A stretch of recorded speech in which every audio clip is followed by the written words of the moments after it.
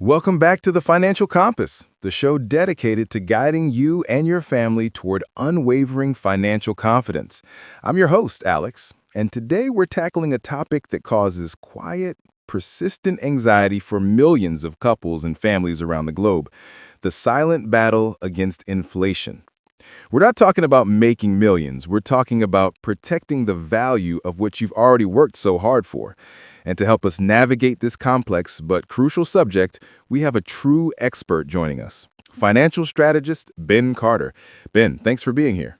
Alex, it's a pleasure. This is one of those subjects I wish every family discussed openly at their dinner table because the stakes are incredibly high. That's a great way to put it. Let's start with that quiet anxiety. Many listeners, especially those in volatile economies, feel like they're on a treadmill. They earn more, but somehow they're not getting ahead. They feel this unsettling financial frustration. What exactly is the root cause of that feeling? You've hit on a universal truth there. The root cause is not necessarily a lack of income, though that certainly plays a role. The true enemy, as you suggested, is something more subtle, more persistent: currency devaluation and inflation. I call it the silent tax. The silent tax. Explain that for us. Think of it this way. Imagine your savings is an ice cube. You leave that ice cube, that local currency, in your bank account or under your mattress, exposed to the heat of inflation. Day after day, it slowly melts away. You haven't spent it, but its purchasing power, its value, has inexorably disappeared. Inflation is defined as the generalized, sustained increase in prices. When your local government prints more money without a corresponding increase in productive backing, the money supply grows, but the value of each banknote decreases. That's why you might need 3 times the local currency today to buy the same gallon of milk you bought 10 years ago. It's an invisible erosion of your dreams. Wow, the ice cube analogy is powerful. So the key strategy, the one many families overlook, is not about generating more heat, but finding a solid container for the ice cube, or better yet, swapping the ice cube for something much more durable. Exactly. You want to swap the ice cube for a solid rock. And for decades, the world's most accessible solid rock has been the US dollar.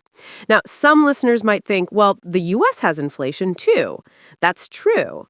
But when you compare the inflation rate of the US economy, backed by the Federal Reserve and the largest, most stable financial system on the planet, to the volatility of many local currencies, the differential is often massive. When you save in USD, you're delegating the protection of your purchasing power to the world's most trusted reserve currency. So dollarizing savings isn't about getting rich quick. It's fundamentally about wealth protection and preserving the store value. It's an act of defense. It's an act of responsibility, Alex. It ensures that the money you're setting aside today for your child's university education in 15 years or for your retirement fund maintains its buying power regardless of the political or economic turmoil happening locally.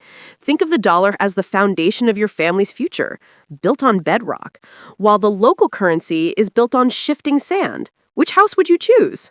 That really clarifies the context. Now, how do we move from this philosophical idea to practical implementation? You can't just dollarize your rent payment. You have to live in the local economy. So where does a couple or family start? The foundational step is establishing what I call a dollar-based family budget. You have to stop operating as two individuals and start functioning as a joint financial board. The mistake people make is trying to dollarize everything at once, which is impossible and inefficient. The solution is dual goals. Dual goals. Tell us about that. We need 2 categories: local goals and dollar goals. Local goals cover your monthly operating expenses: food, transport, utility bills, things you must pay in the local tender. Then you have dollar goals. These focus purely on store of value and wealth growth. This is where your emergency fund, your down payment savings, and your long-term investment capital goes. I love that separation. It clarifies the purpose of every dollar or every local unit of currency. Precisely. And the key practical reflection here is the savings should be immediately defined in USD, not a late conversion of the remaining money. You need to define the amount you are going to save in dollars first and then convert it. That flips the classic budgeting mentality. It's pay yourself first, but with a hard currency twist. You recommend adapting the 50-30-20 rule, right? Yes, that traditional rule is perfect for this. Let's adapt it. 50% needs, essential expenses. While paid locally, you should track their USD equivalent to maintain strict control. 30% wants, non-essential spending, dining out, entertainment, hobbies. This is the crucial area for discipline. Before spending here, a couple should ask themselves, is this $50 worth what it could be worth in dollars 5 years from now? 20% saving and debt. This is the sacred pot. And here is my core advice.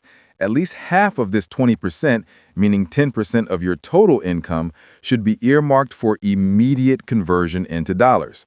Just 10% of total income immediately converted before anything else. That seems manageable. Do you have a quick case study that illustrates the impact of this? Absolutely. I worked with a professional couple, Juan and Maria, living in a country with high volatility. They decided that on every payday, before paying a single bill, 10% of their combined income was automatically transferred to a USD savings vehicle outside their local banking system. They didn't feel a major deprivation, and they didn't try to time the market. In just 1 year, they had accumulated a dollar savings fund equivalent to 4 months of their fixed expenses. That's 4 months of peace of mind, all built on a consistent 10% discipline. That is massive financial authority. That's amazing. And it brings us to the next point. How do we find that extra capital to hit that 10% goal? It comes down to daily habits and micro monitoring. We'll explore those household savings tactics and the crucial step of building that dollar-based emergency fund right after the break. Stay with us.